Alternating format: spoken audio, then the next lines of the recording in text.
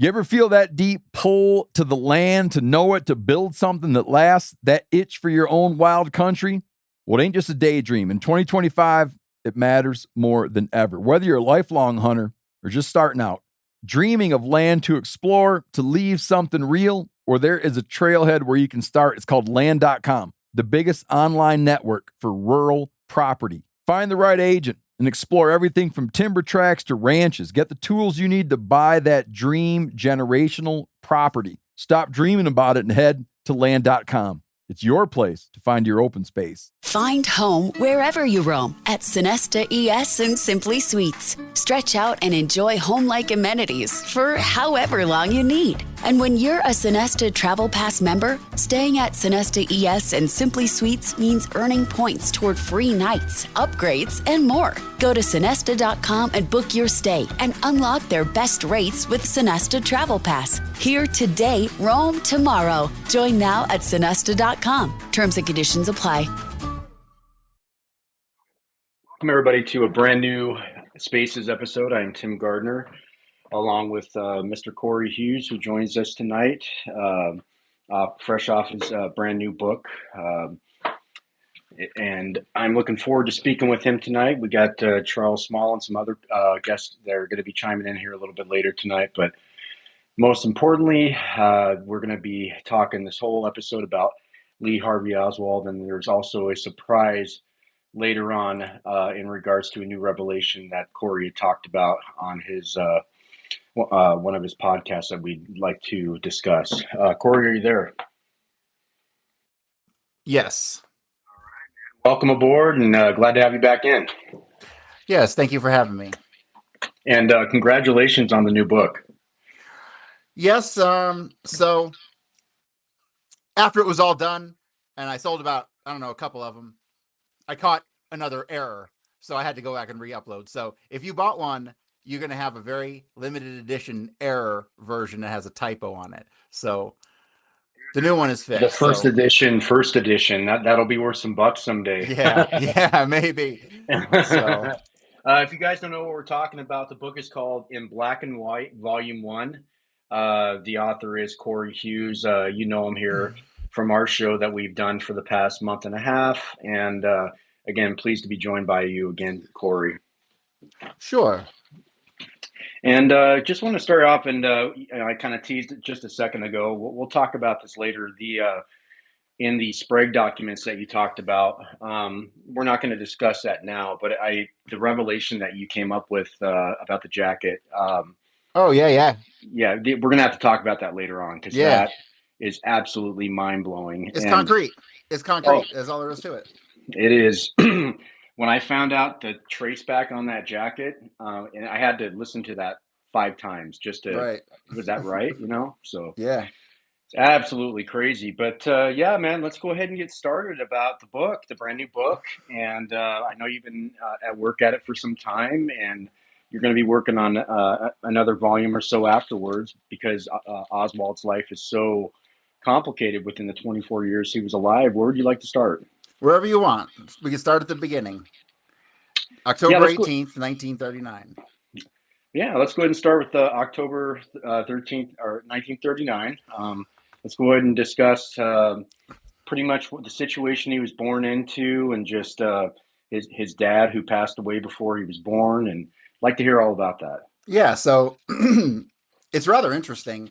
And really, when I study the life of Lee Harvey Oswald, the one thing that jumps out more than anything else is that his mother, Marguerite Oswald, was an absolutely vile, disgusting human being. Really, she was definitely like a sociopath or a psychopath, but she attempted to give her children away every opportunity she could. She always cried she was broke, but she never was. She always had money, like always. She had rental properties, she had child support, she had money left over from Robert Oswald's death for many years. And so one of the themes that popped up was that Marguerite really is a perfect candidate to work in intelligence. 100%. So October 18th, 1939. Oswald's born at the French hospital in New Orleans. And we have controversy from day one. because Robert Oswald died, right? So August 19th, 1939, Robert Oswald's mowing the lawn, feels a pain in his left arm, like severe pain in the left arm. Goes inside. He's having a heart attack, obviously. She gives him some aspirin, but it doesn't do any good. He drops dead right there on the spot. And the funny thing is, she attempted to have him buried the very same day. And when the family found out about this, it was like they totally freaked out. They ended up not having any contact with her ever again, completely cut off. The only person who stuck around for a little while was Harvey Francis Oswald, who was Robert Oswald's brother. And this opens up many questions into the relationship. What was the relationship between Marguerite and Harvey Oswald? We just don't know. Because when you start to get into the questions of Oswald's identity, and you know where I'm going with this, like where and when was Oswald actually born, right? Because we're ultimately dealing with two Oswalds, and I'm convinced 100% they're brothers, as per the statements made to Dr. Milton Curian, right? So the relationship between Marguerite and Harvey Oswald is important because there's only two options that I can see. If they're brothers, there's only two options.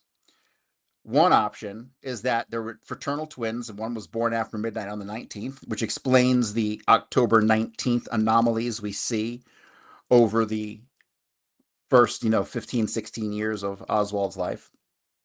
And the second option, the second alternative would be that the other Oswald was born less than a year later, and the father is Harvey Oswald. And that would explain a couple things. There are some discrepancies on when Lee was in school, at what grade he was entered into at what time. And it appears at times as though there's at least once in Covington and once in New York that the FBI reports indicate that the grade is off by a year, ahead by 1 year. And so that makes me think that possibly that option number two is the case, right? And that would account for those discrepancies. But remember, because they had to farm all these records and destroy half of them, right? And they didn't do a very good job. So starting right from the jump, we have controversy over Oswald's life. But we don't really realize this until 1945, when Oswald allegedly enters the Benbrook Common School.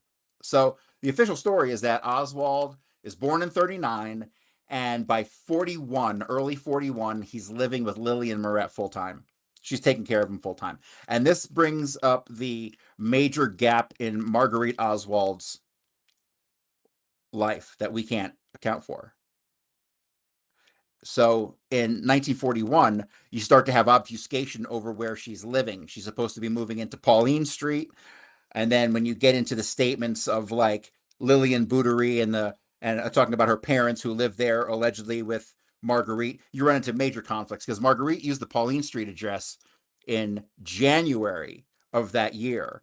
But when you talk to the daughter of the couple, the Roaches, who were helping out Marguerite, she says they didn't move until May and that it was their apartment and Marguerite lived with her. So how would she have that address used on a document months before she allegedly ever could have lived there, right? So you run into this weird obfuscation over addresses starting in 1941.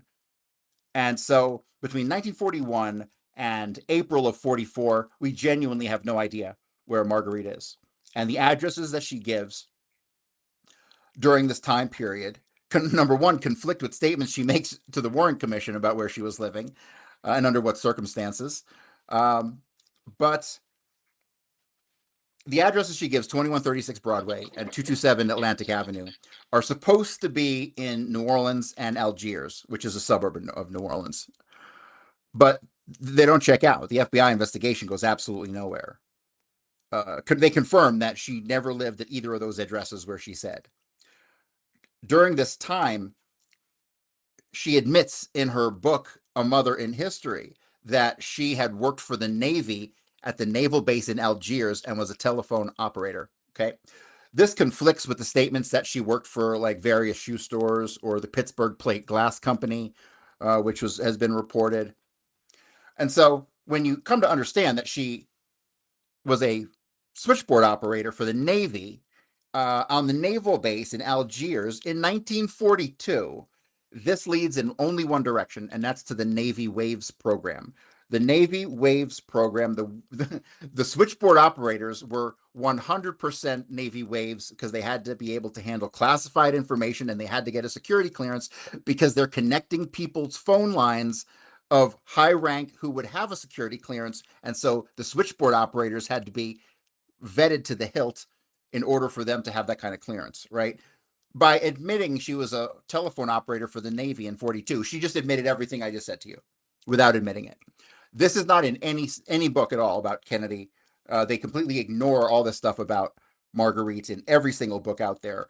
The early life of Lee Harvey Oswald is so like brushed over by everybody.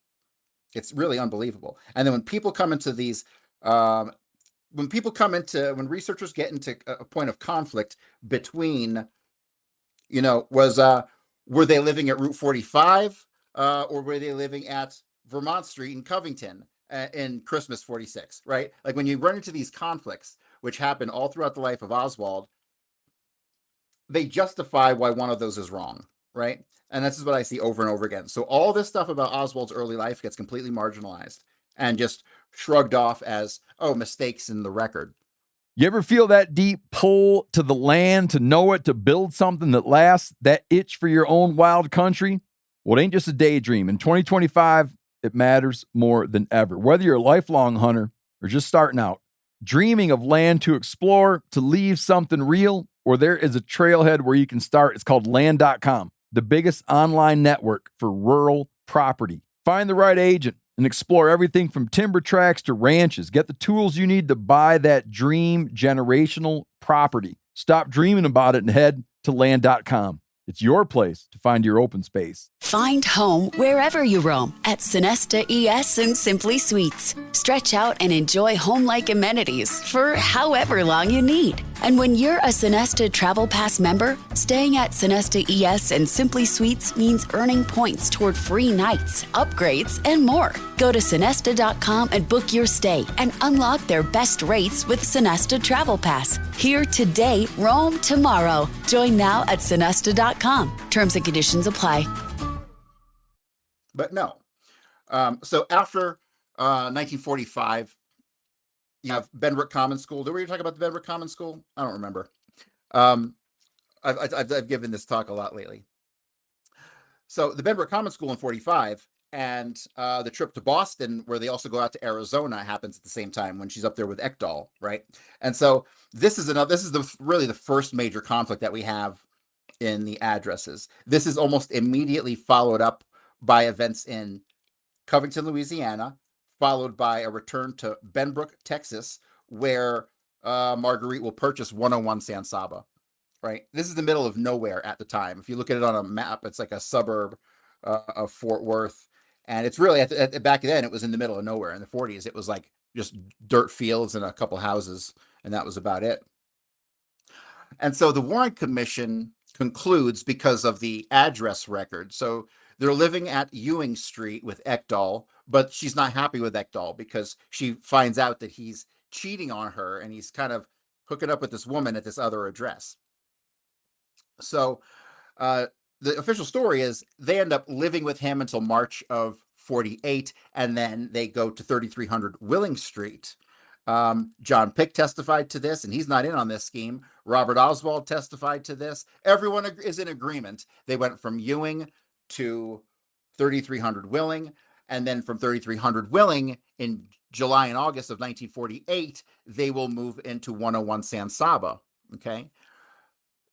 Marguerite Oswald is working for Lerner's department store, and she has a car, and they end up leaving there once school starts again in September, and that's when they move into what address was it in 48? It's slipping my mind at the moment what address they moved into, but they moved into an address in Dallas from there.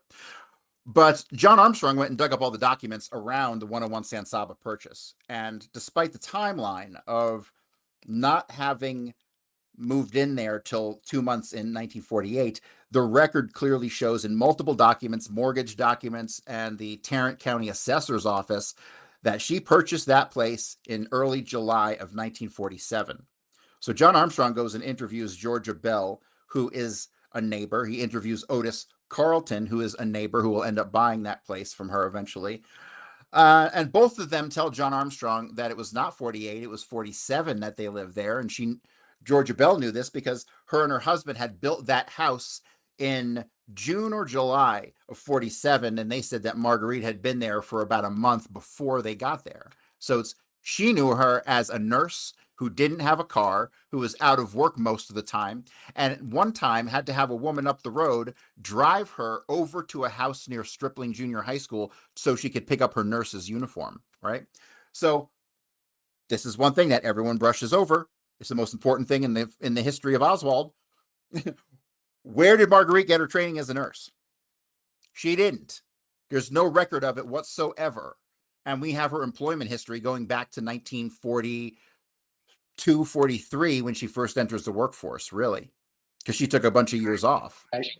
Can I cut in real quick? Please do. So I have a question, and it's really just interesting because you mentioned that. I'm wondering if actually Lillian Moret was the one that actually had the training for the nursing background. Would that be something that would be possible? No, I'm leaning in the direction of it's Amanthe Voitier, who is a cousin of Marguerite. So this is a fascinating relationship here because a guy named Robert Duran, I believe is his name, allegedly came out with a book a couple years ago that kind of expanded upon John Armstrong's work.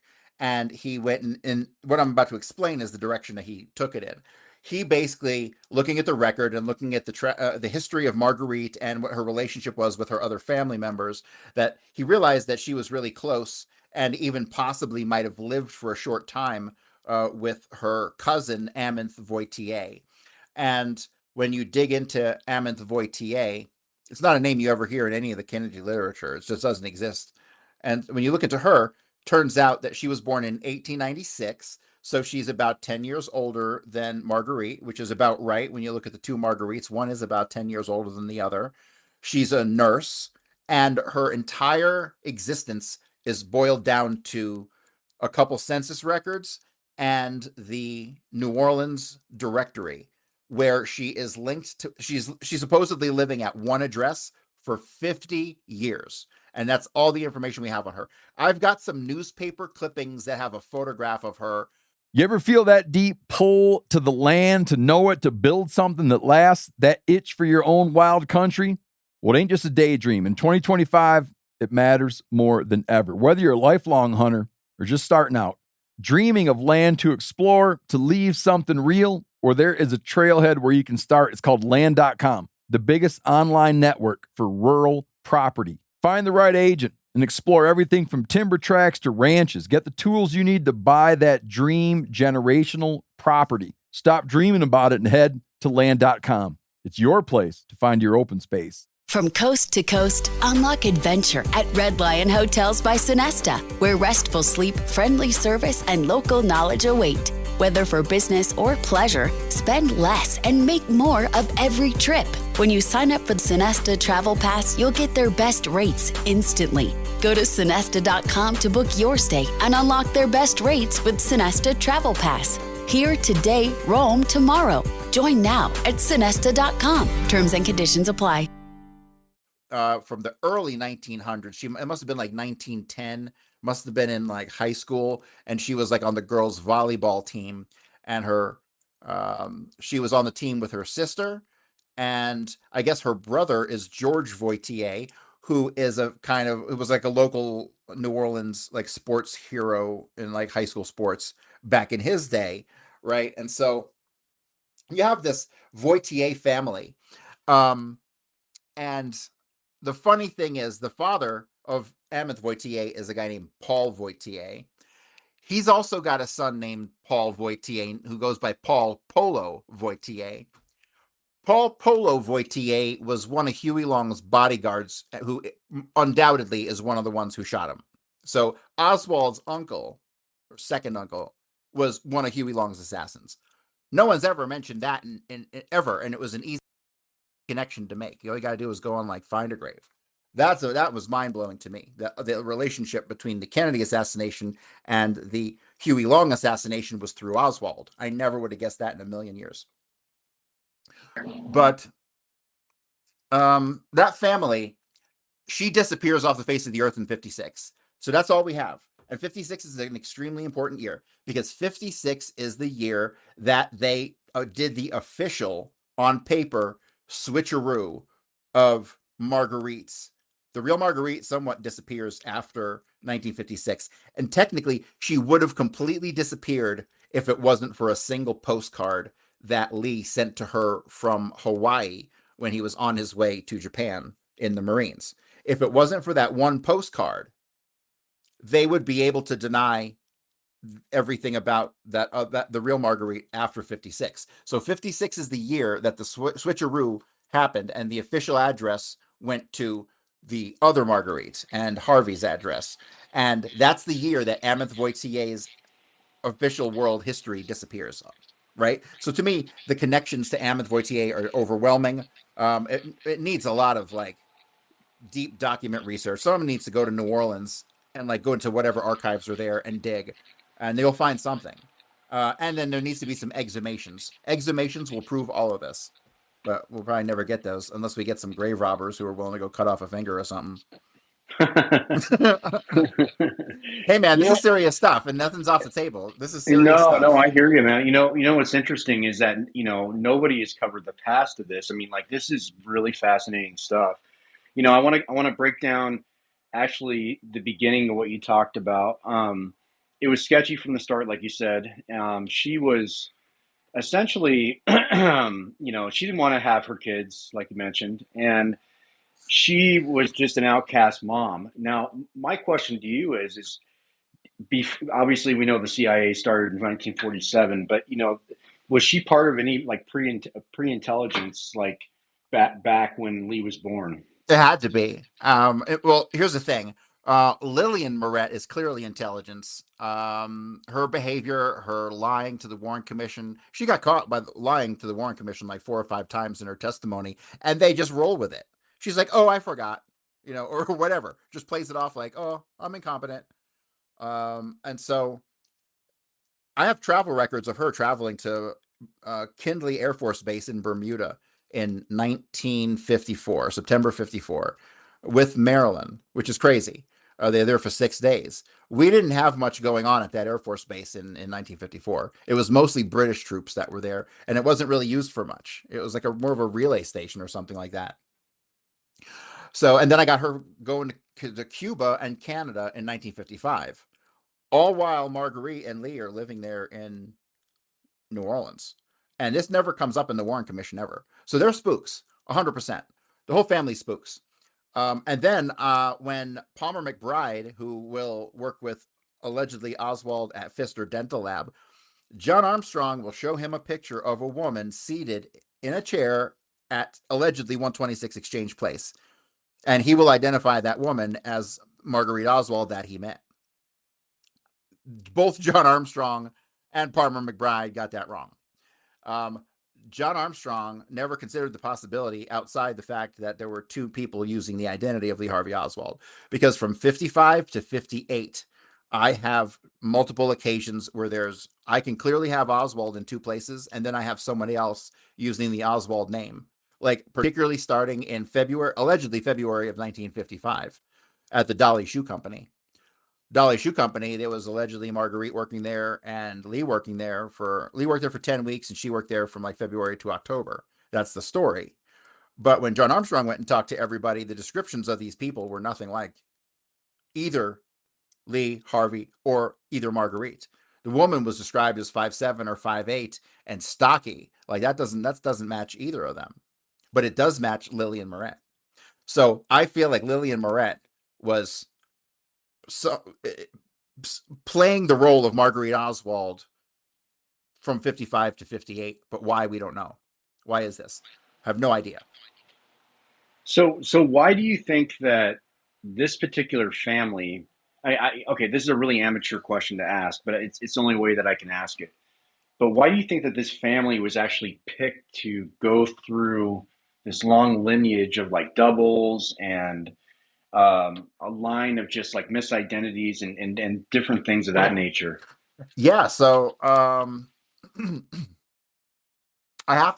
the evidence tells me that the CIA likes to work with families. I don't know if it's a security issue. Maybe it guarantees security, a feeling of security to a certain degree. But Ruth Payne, her whole family spooks, right? And the idea that Oswald will be placed with her as her basically as a unwitting babysitter, which is what I think really is what the deal with her is most of the time. So yeah, I think that's what it is, and I think it goes probably back to prior to Marguerite and her sister. Her Marguerite's cousin, the brother of Amenth, worked for Huey Long, right? How do you get that gig? Right? That's not luck. You got to know people. You got to be in the right circles to get a gig like that. And then to be involved with whatever conspiracy took him out. You got what circles of these this family is running in very unique circles. And so one thing I'm coming to really understand is that the heavy hitter in intelligence prior to CIA was naval intelligence, and they were running massive amounts of covert operations that the world never talks about because they're distracted talking about the CIA. And then once naval intelligence became NCIS, it totally, the world just forgot they ever existed. And I think that's a treasure trove of tradecraft that the world needs to know about. Oh, absolutely. I mean, just think about the possibilities that this thing can open up if you could learn what they were looking into, especially, pre-World War II. It's just, I mean, it blows my mind with, what operations they were looking into and just different things. But back to Marguerite. What I don't like is they were operating here in America, and you're not supposed to fucking do that. Yeah. Oh, absolutely not. No, but you saw what happened in November 22nd, 1963, and what they're Well, I mean, even the JM Wave station running out of Miami has like an insurance company cover with 30,000 fucking agents checking in there. Like, that's disgusting. That's everybody involved with that should have gone to fucking prison. I'm a strict constitutionalist when it comes to this kind of shit. That is disgusting fucking behavior. Have you ever seen that movie, The Good Shepherd, before with Matt Damon? It was directed by Robert De Niro. Did it have Good Will Hunting guy in it? Yeah. He's got one line in it. He's like, what do you got? He's like, I got the United States of America. You are all just about to say that. Yeah, I was just about to say that, and I find just with what you just said prior to that, that's such a line of bullshit. I know. What this, it's just a line of bullshit. And that's how they feel. This is their country, and we're just visiting. Like, these people are traitors. The intelligence community doesn't work for us. They don't work for America. They work for some global cabal. Oh, I mean, if you look at the track, especially with, like you said, what they do with families specifically, and like the lineages, what they do with the families, it's just evil and demented. And we don't know how far this goes. I mean, like, I'm sure how further this goes down, and I don't really go to that particular level, but I mean, it's just, oh my God. And I don't get into, like, I don't really study the MK Ultra stuff or any of that, but there have been recently. I saw a video. I forget, was it Jimmy Dore maybe? This woman was on, and she was talking about how her father was CIA and basically got her into the MK Ultra program because he had his own benefit for getting his family involved. That's some weird shit right there. Yeah. And I think part of it is like they definitely won't tell because their family is involved, and that'll bring an element of like shame to them. You know what I mean? So I think shame is a huge factor in what keeps people not talking. You ever feel that deep pull to the land, to know it, to build something that lasts, that itch for your own wild country? Well, it ain't just a daydream. In 2025, it matters more than ever. Whether you're a lifelong hunter or just starting out, dreaming of land to explore, to leave something real, or there is a trailhead where you can start. It's called land.com, the biggest online network for rural property. Find the right agent and explore everything from timber tracts to ranches. Get the tools you need to buy that dream generational property. Stop dreaming about it and head to land.com. It's your place to find your open space. Travel smarter, not harder, at America's Best Value Inn by Sonesta, with convenient locations from coast to coast and value-packed comfort at every turn. And when you're a Sonesta Travel Pass member, staying at America's Best Value Inn means earning points toward free nights, upgrades, and more. Go to Sonesta.com to book your stay and unlock their best rates with Sonesta Travel Pass. Here today, roam tomorrow. Join now at Sonesta.com. Terms and conditions apply.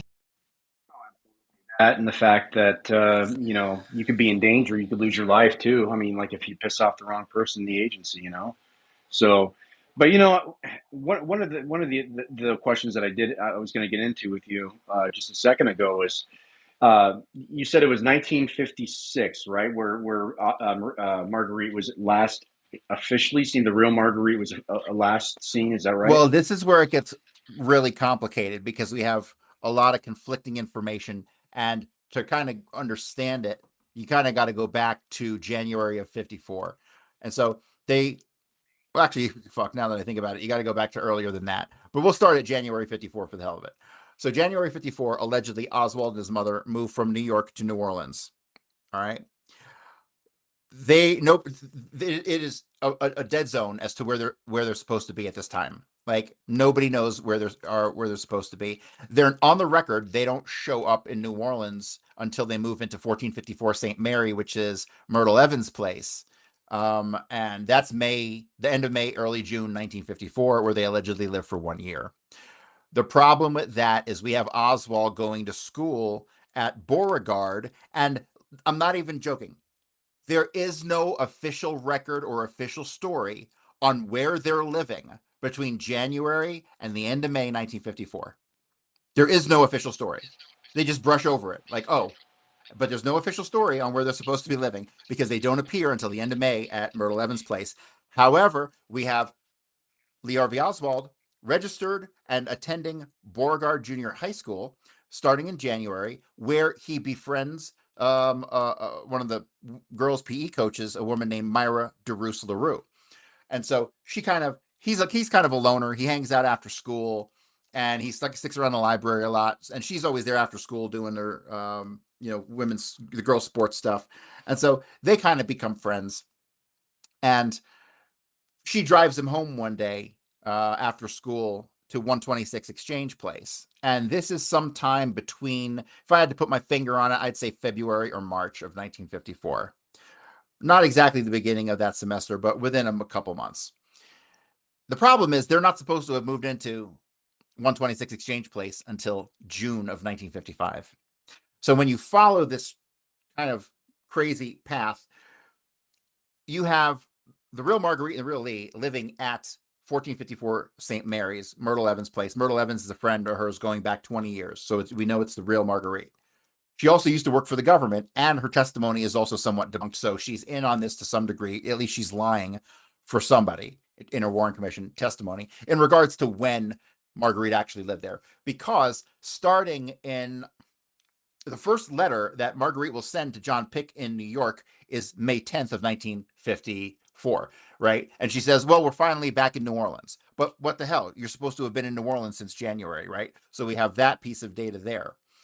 After that, we start to get the next letter to John Pick from Marguerite isn't until October. And in October of 1954, the return address on the envelope is 126 Exchange Place. However, the official story says they're there at 1454 St. Mary until May or June. And then we have Myrtle Evans' testimony that she's there till May or June. However, obviously not, because we have Marguerite sending letters to her real son from 126 Exchange Place. So there's complete and total government obfuscation over why and how and who was living at 126 Exchange Place when. And so after that, we run into some major conflict, because then what we have is Harvey Oswald and his mother, who I believe is Ameth Voitier, who's actually just a caretaker, because I believe they're really just brothers, right? So I believe they're out of there before October. And this is right around the time that Franchetta Schubert in Fort Worth at Stripling Junior High School tells John Armstrong that Lee Harvey Oswald starts attending school. She sees him there in the wintertime, and he's hanging out with a bunch of his friends who all have black leather jackets, but he's wearing a brown leather jacket. And she says to John Armstrong that they used to go right across the street to Lee Harvey Oswald's house for lunch. And when she points out, this video is on YouTube, everybody can go watch it. When she points to the house, she points right across the way And she points to what used to be 2220 Thomas Place, which is an address that is recurring in the life of the false Marguerite Oswald going back to 1947, when she was driven by a woman who lived next to 101 San Saba to get her nurse's uniform. She was driven here to 2220 Thomas Place to get that nurse's uniform. This address pops up again in 1954 when Lee Harvey Oswald is going to Stripling and walking across the street to going to get lunch. And this address will also be the address that Marguerite Oswald is living at the time of the assassination in 1963 under a different owner. So you have two different owners over 17 years at Marguerite Oswald. The false Marguerite is allegedly attached to this one address. Wild. Turns out one of the owners, Mary McCarthy, was a very close personal friend of Fred Korth, who was Secretary of the Navy. He had some big position with the Army before that. And that would have been the time period that all this false Oswald stuff would have been going on. And Fred Korth was the lawyer for Edwin Ekdahl when he divorced Marguerite in 1948. So Edwin Ekdahl, who's a big shot in this, 100% involved with this scheme, and Marguerite believed was involved with the assassination.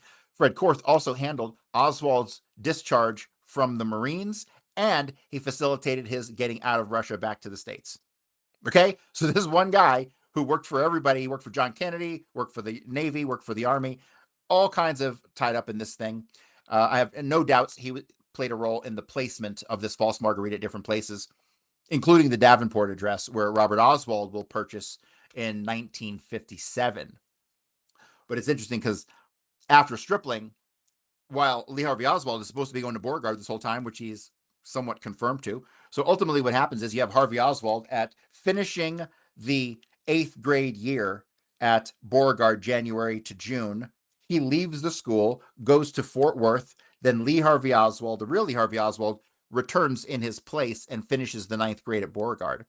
Harvey Oswald will end up after Stripling, he's only there for about 6 weeks, from October to around December. That following second semester, from January to the end of the year, there's about a half a dozen witnesses who put him at Monig Junior High School in Fort Worth. And there's even a photograph of the class. And I think I see the picture of Oswald, but I can't say for sure. It's so fuzzy and small and like black and white. It's just like, you're just guessing at that point. So, but I believe it 100% because of the statements of a guy named Tommy Brown. Tommy Brown was a friend of a guy named Randall Reeves, who knew Oswald not only at Monig, but he also knew him at Ridgelea West, right? Elementary school. So he confirmed that it was the same guy, which is interesting to me. Because that means that both Oswalds went to Ridgelea West, possibly at the same time, possibly different times. I don't know. Who knows? So, but Monig Junior High School is an interesting thing because we have proof that Oswald graduated from Beauregard. After that, Harvey will go back to New Orleans, and then you run into a bunch of problems in New Orleans because in February of 1950, would have been 56? Yes, February of 1956. John Pick joins the Air Force. John Pick will put Marguerite Oswald, the real Marguerite Oswald, who at this point in time should still be living at 126 Exchange Place. He puts her address as 3006 Bristol Road in Fort Worth in February. But we have confirmation that John Armstrong talked to, what was his name? The guy from J.R. Michel's, who was a shipping company. And, Tujagues, the guy at Tujagues. And he said, basically, Oswald worked for him right up until the time he joined the Marines. And he remembers Oswald telling him he was excited to join the Marines. And we're talking, this is October 56. And we have the transfer from Warren Easton High School to Arlington Heights High School, which this is another funny thing, because Oswald allegedly goes to Warren Easton High School, only goes for a couple weeks, and then drops out by October of 55. He allegedly doesn't go to school for a whole year, then starts again in September of 56 at Arlington Heights. But when Arlington Heights gets the transfer paperwork from Warren Easton, it says that Oswald attended until October 10th of 1956. Right? So you have another overlap right there. And so they just assumed it was a mistake and changed it to 55. But then when Oswald was on the Latin radio show on WDSU in August of 63, and he's giving his background. He says he went to Beauregard for 2 years, which is kind of true, sort of maybe. And then he says he went to Warren Easton High School, which he attended for over a year, which is hilarious to me because while I believe that's 100% true, the guy who was in that radio interview is the guy who started at Arlington Heights, not the Oswald who was at Warren Easton. So you see what I'm saying? He's like, they know it's stories that they're trained on the stories, right? Which is hilarious to me. Wow. But it gets crazy. It gets crazy. So the big hang up here is, why is Oswald, the real Oswald, still in New Orleans until October if his mother, the real Marguerite, went to Bristol in February? That's an important question. And so what does that mean? Where else could Oswald have been living then? There's only one place, and that's at 733 French with Lillian Moret. That's the only place he could have been. So Lillian Moret had to have been taking care of the real Lee between February and October of 56 before he goes and joins the Marines. So yeah, it gets crazy. So it's hard to answer a lot of questions because there's so many overlapping elements to it, you know? Mainstream audience that really isn't aware of this stuff and their minds being blown as they're hearing all this information. And by the way, once I mentioned there's two Oswalds, I figure I just lost everybody from that point on. and that's the reason why they have to read your book though too, because it gives in great detail, like, you know, how this it's amazing. When you gave me the rough draft of the book, I by the way, I was completely honored by that, by the way, and just to read how the detail and everything that you have in there is just incredible. So I want to commend you on that. But it's just interesting because I think about this and it's like, okay, so as we fast forward, I mean, I still want to get back to that question about 1956 with Marguerite. Like, where do you think that she went? But you can answer that later. My question is that with the dual families that you have. So, like, if we fast forward to, let's say, 1963, the Jack Ruby that is shot, did he shoot Harvey Oswald, yes, or did he shoot Lee? He did no. shoot Harvey Lee's Oswald. out of the. Here's how I see it. If you're running a multi-decade pre-Cold War plot to get a spy into the Soviet Union, which is what I 100% believe it was, you have two children raised under the same name, and you only have one background on paper. That's called a legend. So when they go and they investigate Harvey Oswald, they'll find Lee Oswald's background, which is mostly similar, except they don't tell you about things. There's huge gaps in the record. Like, if you make this chronology, you'll clearly see there's two different timelines, but there's huge gaps in each one, right? So we don't know exactly. We have more of an idea of what Lee was doing than Harvey was doing for most of the time. We only get little clues. Like, here's a good clue. When Lee Oswald, well, obviously it was Harvey Oswald who put in the application to the Marines, because when he put where he was during what years, like, you have to put what years where you were living. What he put was from 1941 to 1956, he was living in Fort Worth. So basically what he admitted there was that he left New Orleans and went to Fort Worth in 41, right? That's the only clue we have, because the real Oswald lived there till April of 44 when they moved to the Victor Street address in Dallas. So a great example of a discrepancy, but that's all we have.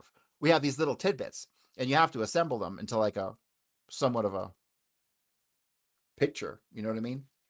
Yeah. Part two of your book, you're going to get into the military, which we're not going to push onto that. But what I want to kind of preview that just a tad bit with one particular thing. Didn't people in his unit call him Harvey? So. This is again, you get into some conflicting. This is where you get into more conflicting data, because the Warren Commission knew all this stuff. The Warren Commission investigators, maybe not John Hart Ely, who was doing most of the background up to the Marines, but when they got to the Marines, the Warren Commission, they knew what the deal was. And when you read the questions that they ask people about from Oswald's background, it's clear to me now that they're shaping their questions around their own verification of which Oswald each witness knew.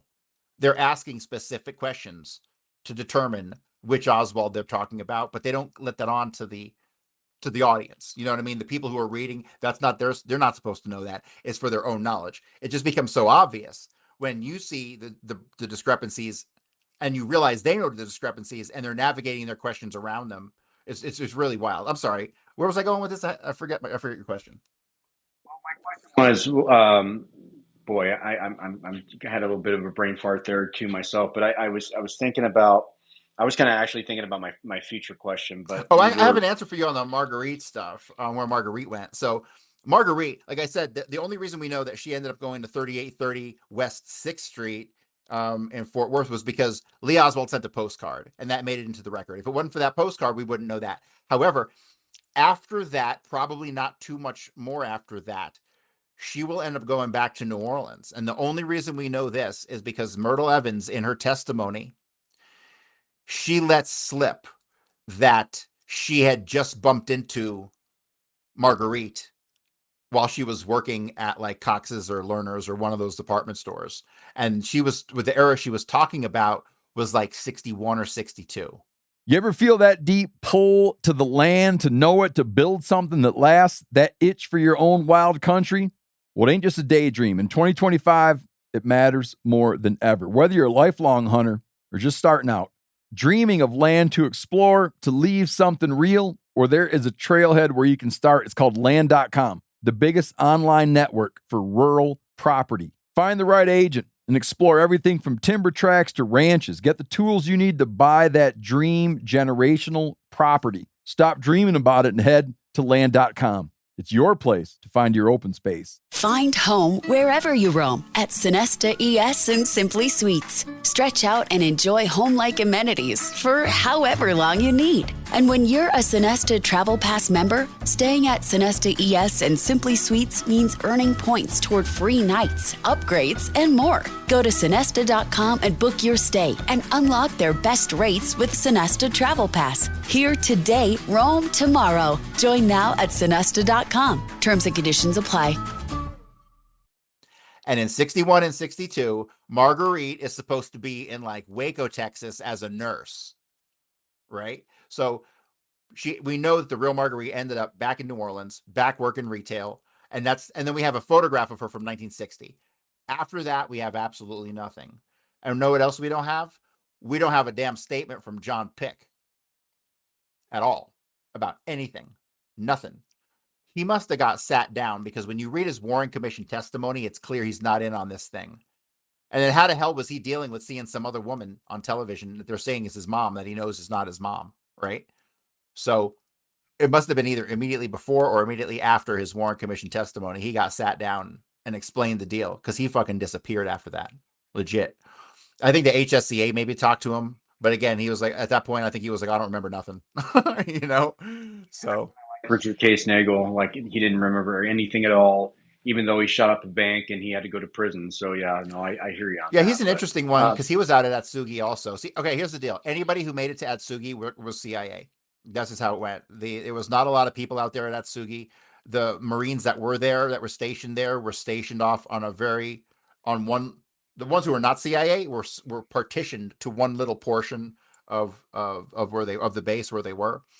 So yeah, the whole Atsugi thing is really rather interesting, because the secret, everyone talks about the secret stuff being the U-2 plane, right? And how Oswald might have had access to the U-2. No, Atsugi was their nuclear outpost in the Pacific post-war. That was the big deal. That was what the big secret was. It had nothing to do with the U-2. The U-2 only actually landed and took off from there one time. So all the talk about Oswald and the U-2 stuff is total, fake history. I remember what I was talking to you about, but I do have another question in regards to this. So basically, with her being in New Orleans in 1960, and I mean, there's nothing that we know post that. So my question is that did she have some sort of CIA protection, to kind of like a witness protection program, to kind of erase her identity, to hide her because of the pending? Well, they did, obviously in 1960, they weren't planning the assassination yet, but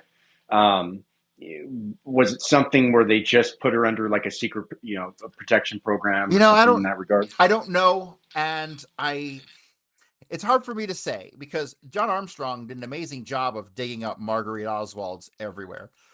I swear to God, he found like 15 Marguerite Oswalds or Margaret Oswalds or something, very close to that. And so who knows? I mean, they might just, I don't know. I don't know how they would have handled it. See, this is one thing that I realize, is that we don't know nothing about how these people operate at all. I think the stuff that we come up with here through our research is like barely scratching the surface, you know? So Here's my take on it, and this is the reason why I think they killed Oswald so fast, because I think that because he had stood trial, I think he would have spilled some of these secrets, and I think that he would have really damaged a lot of the operations that we're talking about right now, the doubles programs, the family programs that you're talking about, and the grooming programs that the CIA does hold. So what do you think about that? So there's a lot of things that all of us kind of take for granted, and we can't take anything for granted at all. So a big part of whether or not Oswald and how deep Oswald was involved with any kind of operations in New Orleans or keeping tabs on people or whatever people think that he was up to, you have to, it brings you back to a couple of different aspects of the case.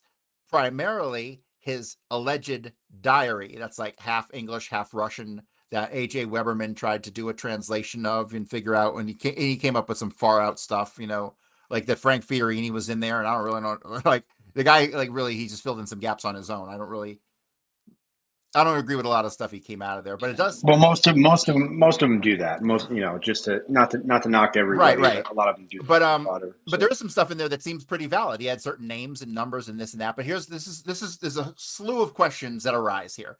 First of all, that stuff was found at 1026 North Beckley.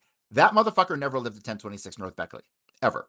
So all that stuff was planted by Kerry Thornley, who was the one staying there. Okay, so that draws into question all of its authenticity, which is weird because they did have some authentic stuff like camera film that was developed, or maybe not. See, we have to question whether that stuff was legit or not, or planted, or what the hell. But Oswald never lived there, so he didn't leave any of that shit there. So what's the deal with all the stuff they took up as evidence? That's number one.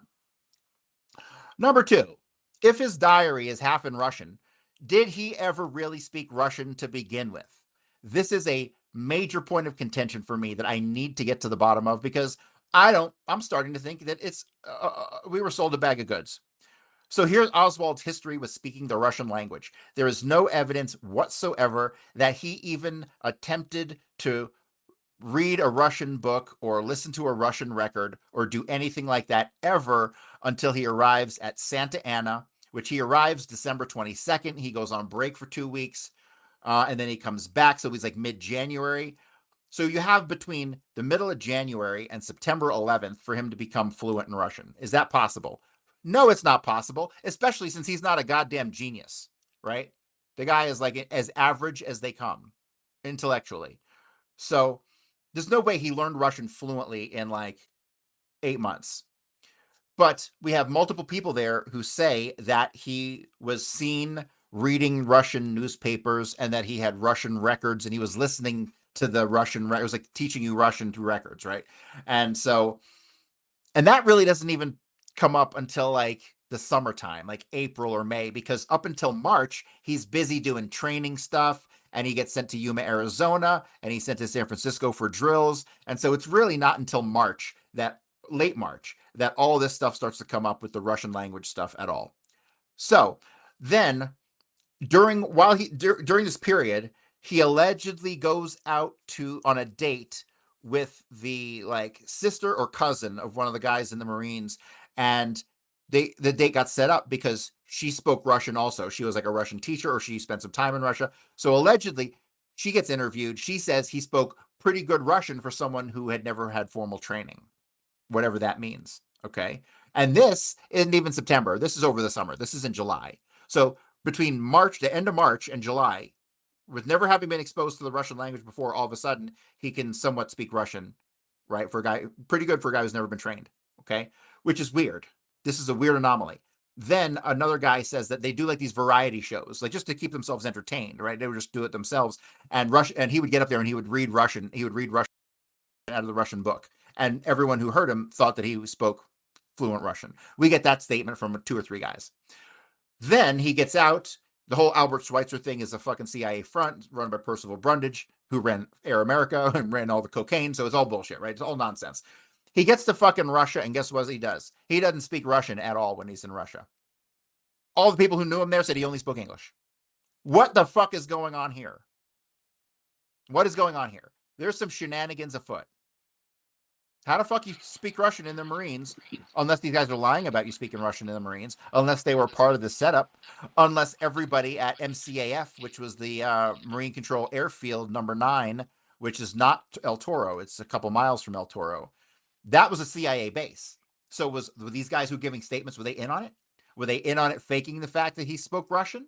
Because then when he gets back from Russia, where he never spoke Russian, allegedly he's fluent again, where he's dealing with Peter Gregory and Ruth Payne and Marina, and they're all spooks, I'm convinced. So there's really no goddamn evidence at all that this guy spoke Russian. That's kind of where I'm going with this. And it does need more research, but that's completely where I'm going with this. I don't think he spoke Russian at all. I think it's another bunch of bullshit. Half brother Harvey. I mean, you never know. I mean, like it just, that's where it blows my mind. It's like, there's 2 of this person, 2 of that person, and then it just, I mean, the stories go wild on this whole thing. It's just absolutely. Yeah. And every time you pull it, I swear to God, I've said this before. This is like the edge of the Matrix. This is like where the Matrix is scrambling, to keep itself intact. And the deeper you dig, the more crazy you find. It is wild. It's, there's a theory that, and it's just a theory and it's crazy, but there's a theory that the future can rewrite the past and that the past does change based on future events. And sometimes when I'm studying shit, that's exactly how it feels. Like you're untangling this knot that never ends, or going through a tunnel that just keeps going. I can agree with that. I mean, can you also explain why time seems to be going a lot faster nowadays? And I mean, it's not because we're getting older. I'm telling you, it's like time. I'm not the only one that says time is going faster. It feels like time is just flying right now. And it does. I mean, we're in the 7th month of goddamn 2025. It's going to be Christmas. You're going to see Christmas ads in like 2 months. Yeah. It's just crazy. It's like, where did it all go? And it just seems, I mean, I don't want to get all conspiratorial, but since 2020, it seems like things have really changed, like upticked a lot. That's just my perspective. I'm not a big conspiracy theorist. Hey, maybe the world did end in 2012 and we're just living in some ghost world. You ever feel that deep pull to the land, to know it, to build something that lasts, that itch for your own wild country? Well, it ain't just a daydream. In 2025, it matters more than ever. Whether you're a lifelong hunter or just starting out, dreaming of land to explore, to leave something real, or there is a trailhead where you can start. It's called land.com, the biggest online network for rural property. Find the right agent and explore everything from timber tracts to ranches. Get the tools you need to buy that dream generational property. Stop dreaming about it and head to land.com. It's your place to find your open space. Travel smarter, not harder, at America's Best Value Inn by Sonesta, with convenient locations from coast to coast and value-packed comfort at every turn. And when you're a Sonesta Travel Pass member, staying at America's Best Value Inn means earning points toward free nights, upgrades, and more. Go to Sonesta.com to book your stay and unlock their best rates with Sonesta Travel Pass. Here today, roam tomorrow. Join now at Sonesta.com. Terms and conditions apply. Yeah, it's sort of distorted reality. Honestly, the older I get, the less I'm not into this. Like my roommates are all like into the hippie woo woo. They put their water on copper plates and stuff because of the energy. And I'm like, well, you guys are weirdos, right? I'm not into any of that stuff. But the older I get, the more I'm open to crazier possibilities. That's for sure. Me too. I mean, like I would probably, when I was 19 years old, I was probably the most liberal person you'd ever meet. But that has changed over the years. I mean, like I've turned, well, we don't need to go into politics, but one of my question was what we kind of took a brain fart on was when Oswald was in the military, people, I told you that there was recollections that I heard that people were calling him Harvey. Right. And, right. Okay. Yeah. So that situation, that's another interesting thing because they were calling him Harvey, it was his middle name, right? But because it had to do with the movie Harvey with like the imaginary bunny in it. You remember that? So that was, yep. That's the reference to, and the funny thing is, that was the real Lee because everyone, they would call him Harvey and it would piss him off. He hated when you would call him Harvey. hated it. So definitely not the Harvey who introduced himself to everybody who knew for his whole childhood as Harvey, right? Because that's another thing. In my book, I show 6 different incidents where he is introducing himself as Harvey to people. 6. And that's not even all of them. And that doesn't even include all the documents. I included about 50 pages of raw documents that show the official usage of Harvey Lee Oswald by everybody. Secret Service, Defense Intelligence Agency, CIA, FBI, Customs, you name it. So let me ask you this, okay? So if Lee was in the Marines, what was Both of Harvey them. in? They were both in the Marines. This is where it gets crazy. Both... They both have pictures in the Marines of clearly 2 different people who are alleged to be the same person. Here's some interesting stuff, because part of the record is Harvey's and part of it's Lee's. And we know this because we have statements of a guy named Alan Feld, who, when John Armstrong got around to finding him, took John Armstrong years to find this guy, Alan Feld, who basically Alan Feld told the FBI he went to Camp Pendleton and was in basic training and basic combat training with Lee Harvey Oswald. And then after that, they went to Memphis, Tennessee, where they went through airline mechanic school, which is really interesting because there are several references to Oswald having been an airline mechanic. But what is Oswald's real job supposed to have been? Do you know? Radar operator. He's radar operator. Right, but he wasn't a radar operator. That's bullshit too. When you really dig into it, to be a radar operator in the fucking Marines, you had to do the 33-week course at Biloxi. Oswald took the 6-week course. He was a plotting board operator. The closest he ever came to a radar unit was as a plotting board operator. So he didn't even have, people talk about he was going to give radar codes to the Russians. He didn't even have them. He was the guy who stood at the clear board, and the radar people would call out coordinates and he would mark them on the clear board. That's what he did. And honestly, he didn't even do that most of the time because he was either in the brig, the hospital, or in trouble where he was put on admin duty. That guy did more nights on either guard duty or working in the mess hall than he ever did working in the freaking radar unit, ever. Like, that guy was constantly in trouble. And that's when you run into some real problems. Like, Oswald shot himself. Allegedly, this is where it gets really interesting. Well, it's all been interesting. It's actually the most fascinating thing I've ever come across in my whole goddamn life. That's why I do it. Yeah. But say this is a Twilight Zone. This is a fucking Twilight Zone. It's the real Twilight Zone. Yeah. So Oswald shoots himself in the left, above the elbow on the back side of the left arm, right? And he ends up having surgery. He's basically in and out of the hospital for like 6 weeks. And what was going to happen was, originally he was like, within 2 days of when he shot himself, he was supposed to be put on a boat, and that boat was going to go to Taiwan. It was either Taiwan or the Philippines. I always get those two mixed up because that's the 2 other places that he ends up going. So he's supposed to go on this boat like 2 days after this, right? So he shoots himself and he can't get on the boat, right? So he's basically stuck there for, I think it's like 4 or 5 weeks, maybe 6 weeks. But then after that, he's stuck on a boat again. And he's sent to the place where he would have been sent the first time. So it made me wonder, why the fuck would he do that? Why would he intentionally try to get out of getting on this boat? And then it hit me that when I went through the payroll records, because the duty roster on where Oswald is supposed to be as per the official record totally conflicts with the payroll records. The payroll records also indicate changes in duty roster and where you were sent and this and that. And the dates are totally different, right? Like midway through a time when we know that he was at Corregidor, it's saying that he was taken out of Corregidor and sent back to Atsugi on the pay records, when it doesn't say that on the duty roster, right? So what are we dealing with? We're dealing with Oswald in 2 places again.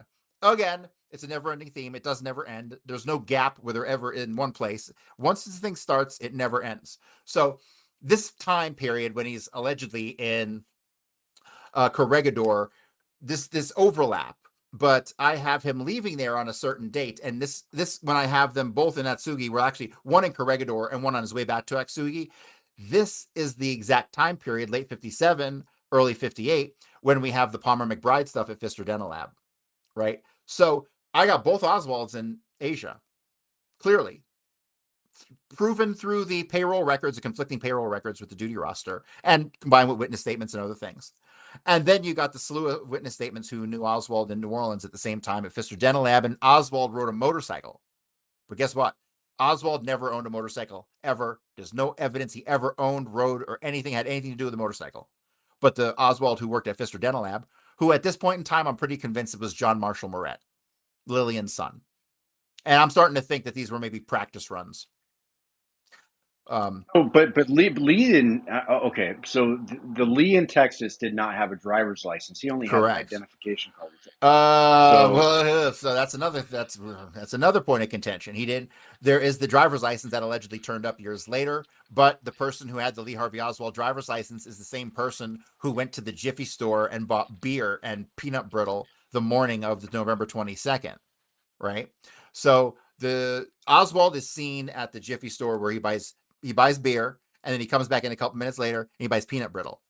That guy who was at the Jiffy store, I forget his name offhand, he got the ID from Oswald, and he even confirmed his name was Lee Oswald, and he thought it was a good Jewish name, and that he thought the birth date was in October of 39.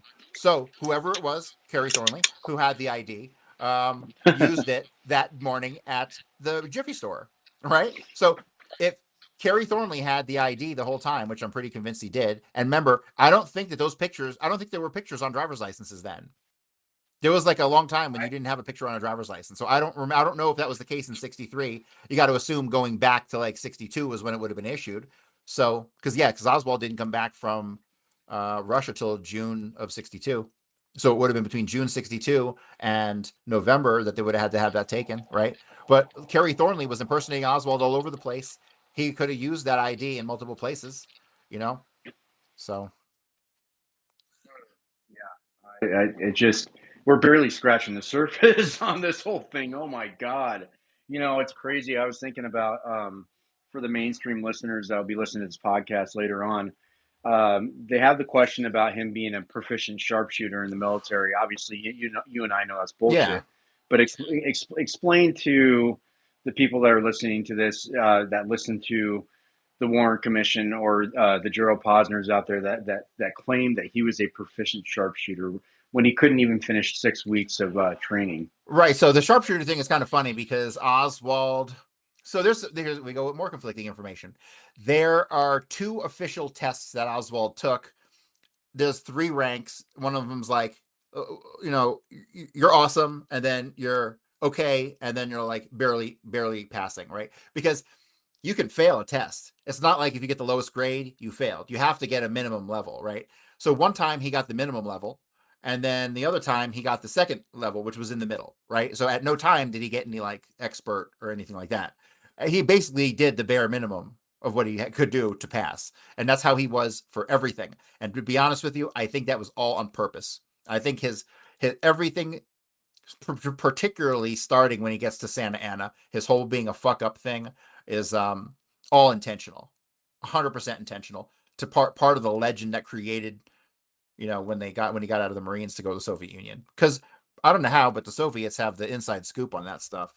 I mean, do you think there's any information that they can't get? I don't think so. They got spies or something, or they intercept something. They got ways of accessing everything. And I think the first episode or the second episode that they have shit over there that we can only even think about having, what I mean? Like for intel, it's crazy. So, yeah, dude, I just, that never really, especially from, obviously they talk about the book depository, you don't think that he was there. I have my questions if he was there or not. And the thing is even making that shot from the window like that and having the trajectory for Kennedy's head to be, obviously go the way it did and whatever, that in itself would have to be such a great sniper shooter. Like he would have to be like an all class, all world type, sniper shooter in order to do that. And it's really good that you corroborated the fact that he was just a bare minimum, But like you said, it could have been on purpose. I mean, like it was probably on purpose. He just had his attitude was. See, this is the weird thing. and this is where we come back to getting two different descriptions of the same guy, right?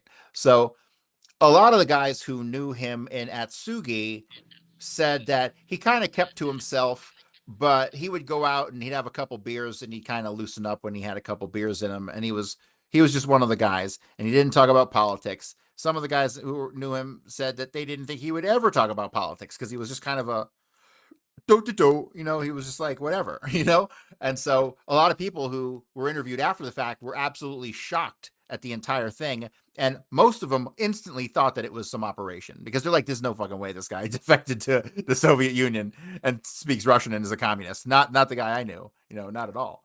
Right. So yeah, you start getting these conflicted descriptions of people.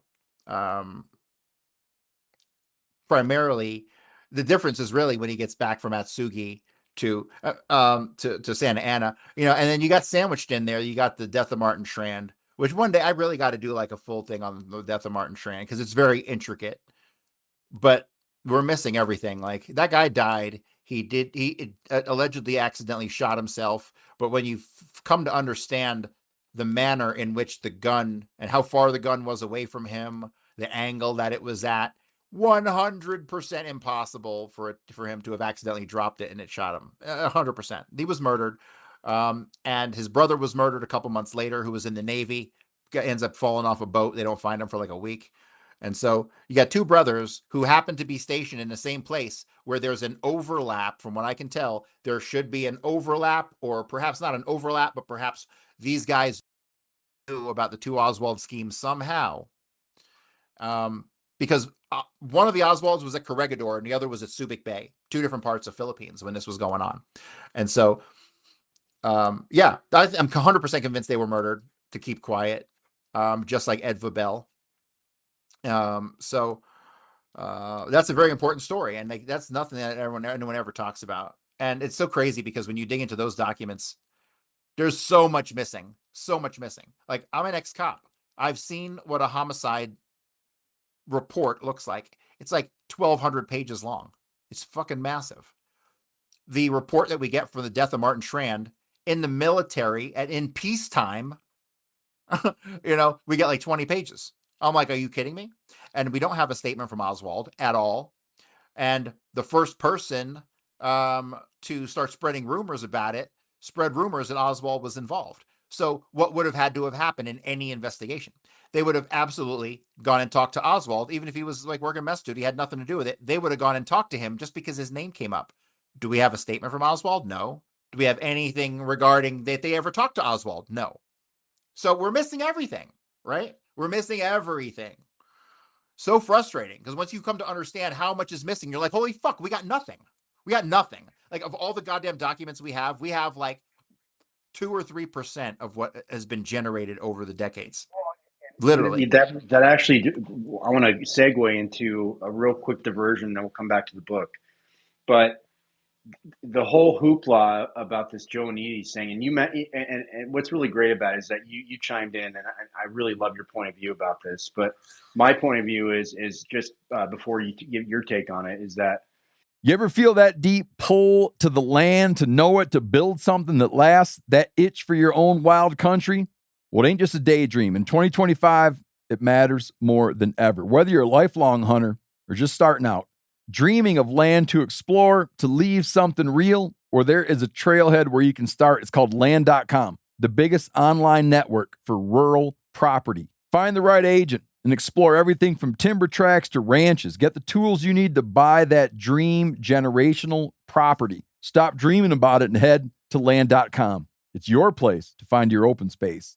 Sonesta Travel Pass is the most rewarding way to travel. Sign up at sonesta.com for instant savings, bonus points, and perks like early check-in and late checkout, room upgrades, and free stays. Choose from 1,100 hotels across 13 brands and unlock their best rates when you book with Sonesta Travel Pass. Here today, roam tomorrow. Join now at sonesta.com.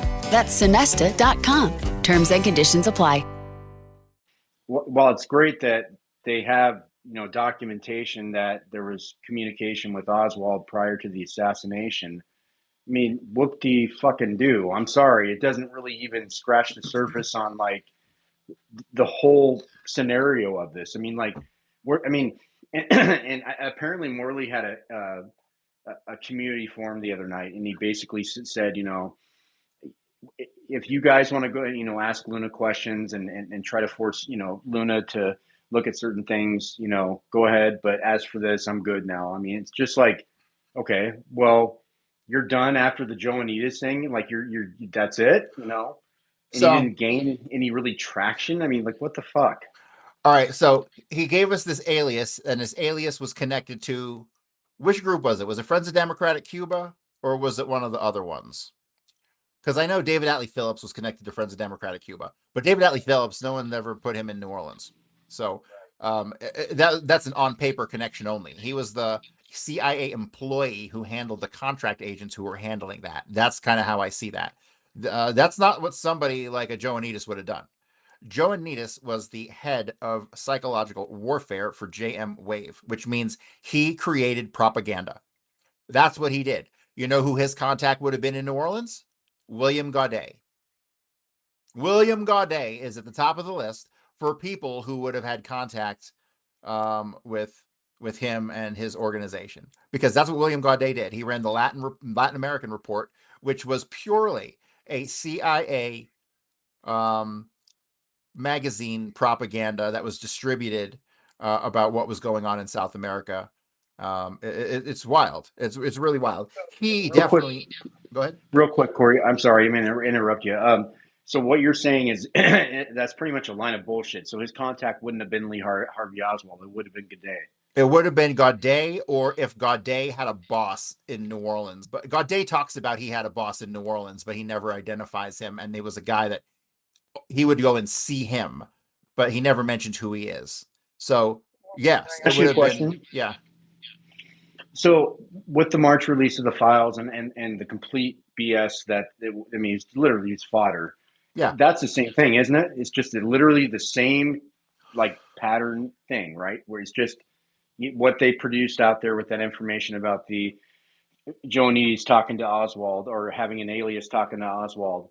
It's basically just a bunch of fodder. Am I right? Yeah, if people are connecting dots that don't exist. So to be really clear, like there is no record. Or first off, that alias of Gebler, was that the name? Howard Gebler, was that the name? That has never come up in any document I've ever read about New Orleans. Never. Not in Garrison's files, not in FBI files, nowhere. So does that mean the alias, does that mean he could have been using a different alias? Of course. Just because he got one alias doesn't mean these guys would have different aliases for different places. So he could have had another alias, right? But ultimately, all the names that we see have been tracked down and talked to by the FBI, Garrison, or whomever, right? So it would be an unknown, right? To have anyone outside of that sphere, which I'm sure there's a ton of unknown unknowns. But no, if you want to talk about New Orleans and you want to talk about the CIA, the most obvious players there. Well, once you get past Bannister, who obviously was naval intelligence before anything else, but their relationships kind of act in the layers, right? You can kind of be on loan to the CIA or have mutual interests, right? But Bannister was naval intelligence. Oswald was naval intelligence. But the names you should focus on in New Orleans, the guys who I need to dig into more, who are key players, are guys like Martin McAuliffe. Kerry Thornley comes to town. The only people he associates with turn out to be CIA agents. He didn't know it. But Martin McAuliffe is introduced to him by, I think, Jessica Luck or Jeannie Hack or one of his girlfriends. And allegedly they're meeting over his book, The Idle Warriors, right? Which he wrote about Oswald, like 3 years before the assassination. So, which is hilarious unto itself. But Martin McAuliffe connects Kerry Thornley directly to Guy Bannister. And so that's a major player. That's a major move, because in the assassination, who are the three major guys organizing the assassination? You got David Ferry and you got Clay Shaw, right? And Kerry Thornley. And so, yeah, that's it. Those are the three big guys. The Perry Russo story, right? Once you realize that it wasn't Oswald at the Perry Russo party in New Orleans and that it was Kerry Thornley, the whole goddamn assassination falls right into place. The whole thing. Hmm. That's the key. That's the hugest piece of the puzzle there is in New Orleans. Hmm. Because what do they talk about? Man.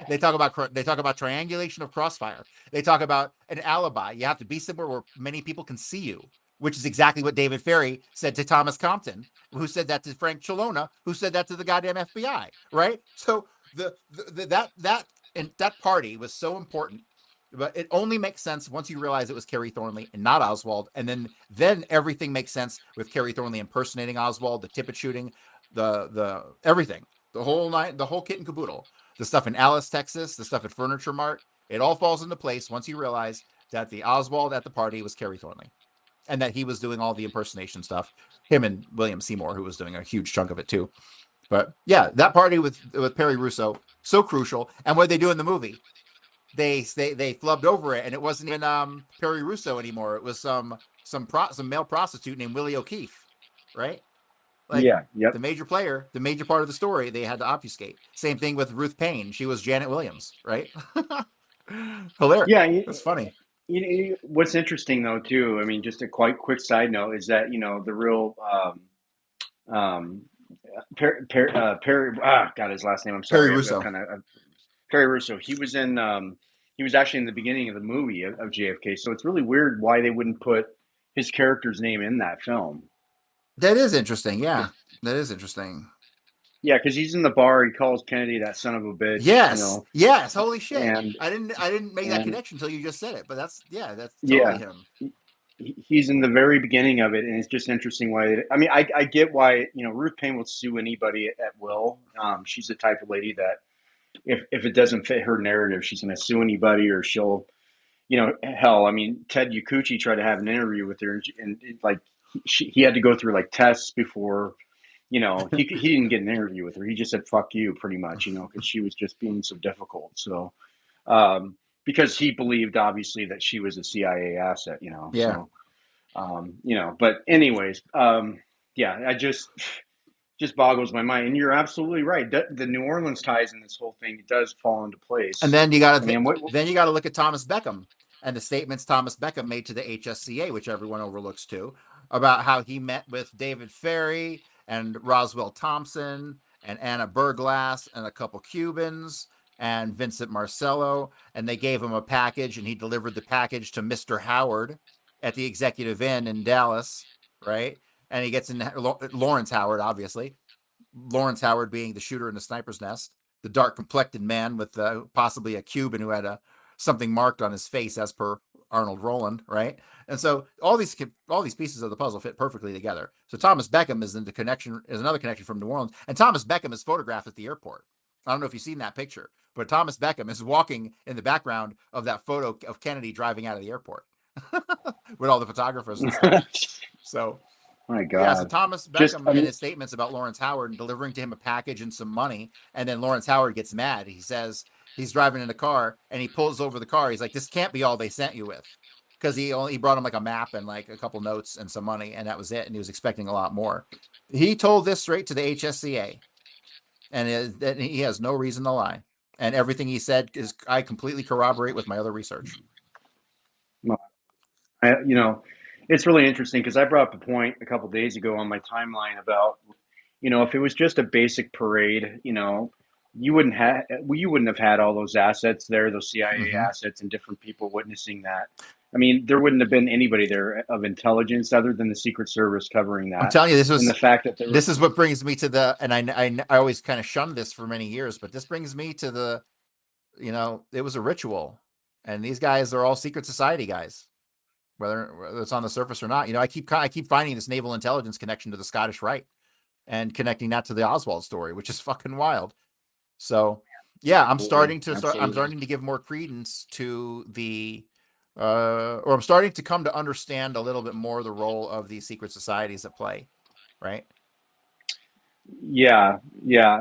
And the more that you hear about these secret societies that are out there, I mean, the more it really does line up. I mean, again, Cory and I are not conspiracy guys. We're just going off like what we what we see, especially if you dive in. I mean, so before I met Cory, everybody, I didn't understand the whole level aspect of the duplicate program, all this stuff, what I learned from Cory about a lot of this stuff, it just blew my mind. I almost started going insane. You ever feel that deep pull to the land, to know it, to build something that lasts, that itch for your own wild country?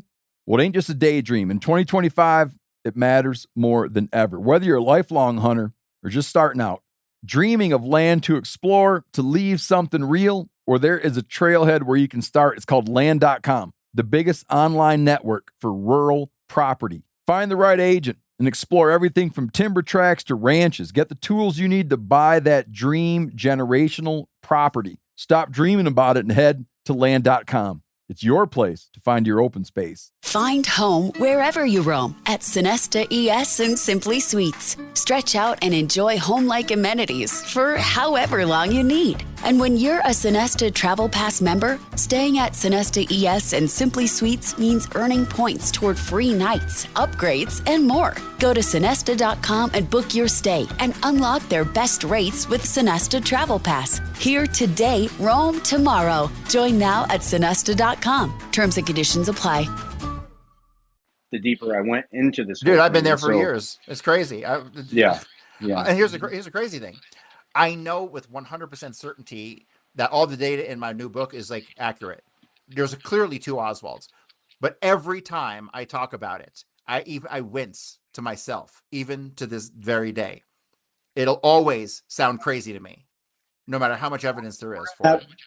We're going to have Charles Small join us here in just a bit because I know he has some stuff to ask you, but it makes sense to me though. I'm sorry. I mean, I do wince a little bit too, but at the same time, after learning about Marguerite Oswald and after learning about these different, obviously the Mexico City sighting of the different Oswald, and that's always been such a big thing with the mainstream researchers that are out there. They always keep talking about, and they keep talking about that all the time. But that's just like one little sliver of like this whole story that your book covers.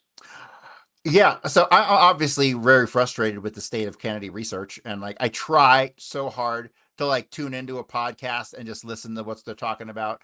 And I'm like, oh my God, they talked about this stuff in 1984. What is going on here? Like, this is 40-year-old research. It's almost like they're still trying to prove that there was a conspiracy to begin with. That's still their point. It's like, get past it. It's obvious, right? And so that's why I'm frustrated with all the information that comes out, because it's already known or obvious, or we should have known, or it's nothing new. And it's definitely nothing that's going to lead us closer to who pulled those triggers.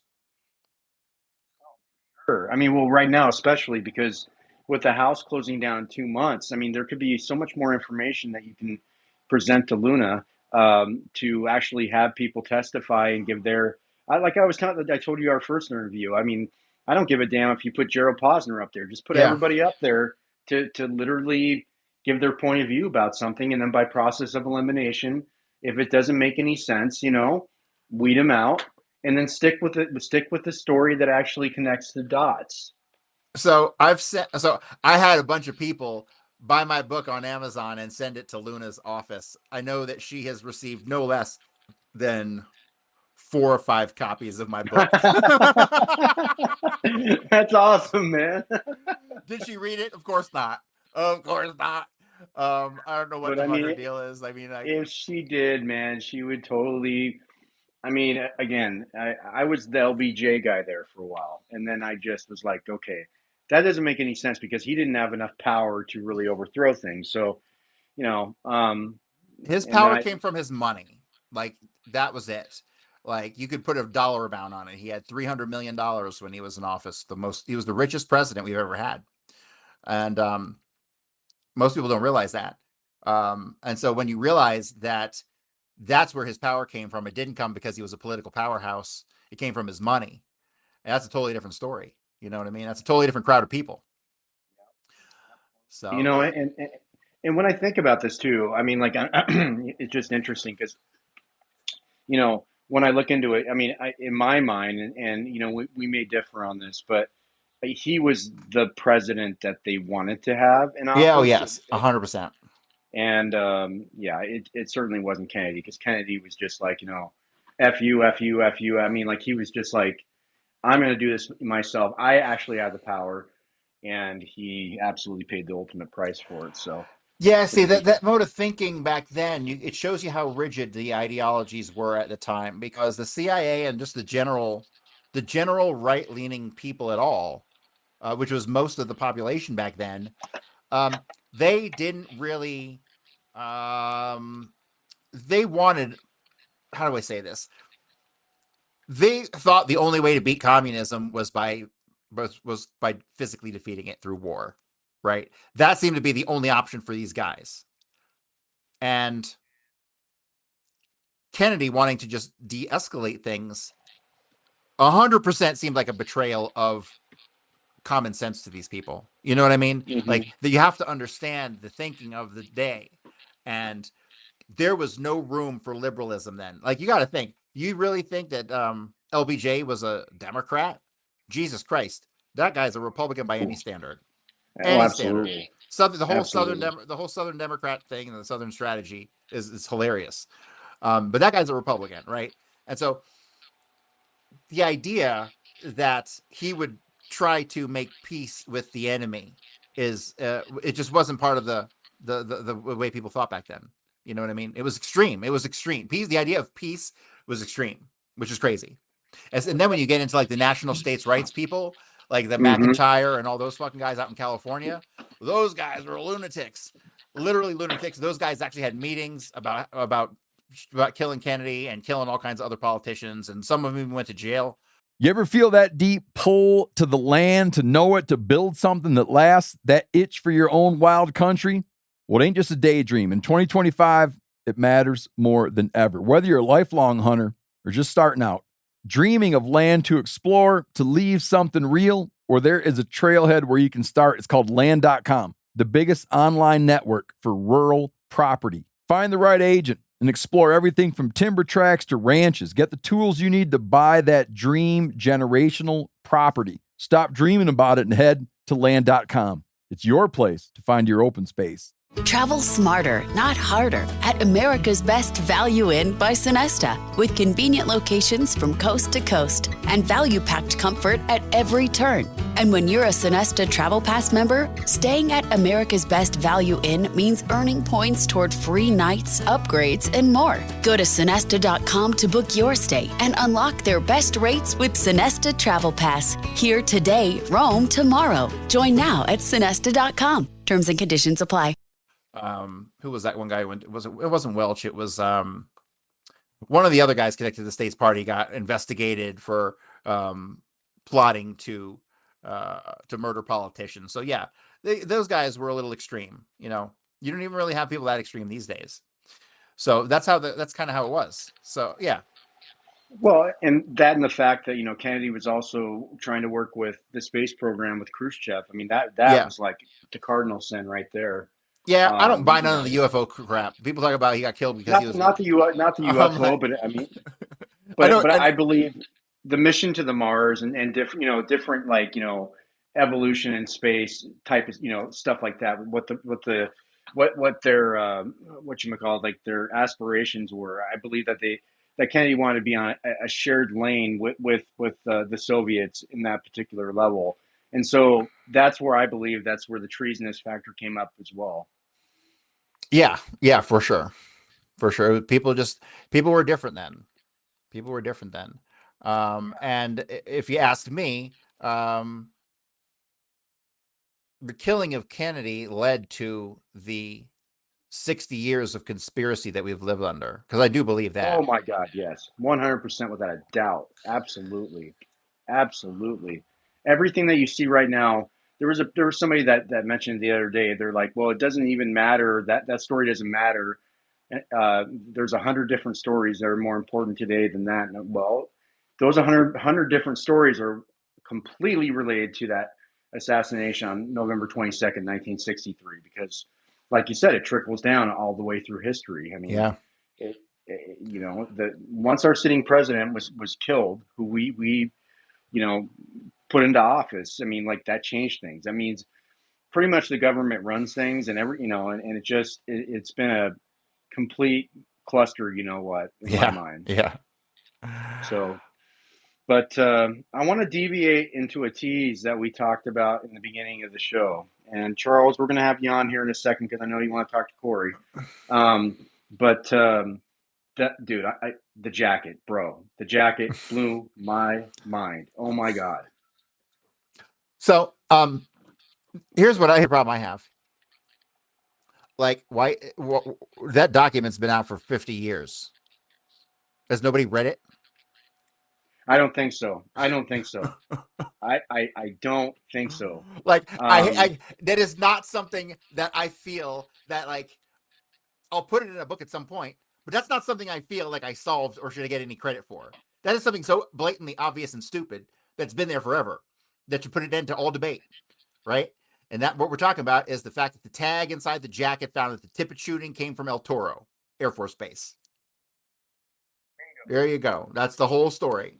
And there's only one bingo. person who could have been, and that's Carrie Thornley, Mm-hmm. which connects to everything else I've been saying. Absolutely, absolutely.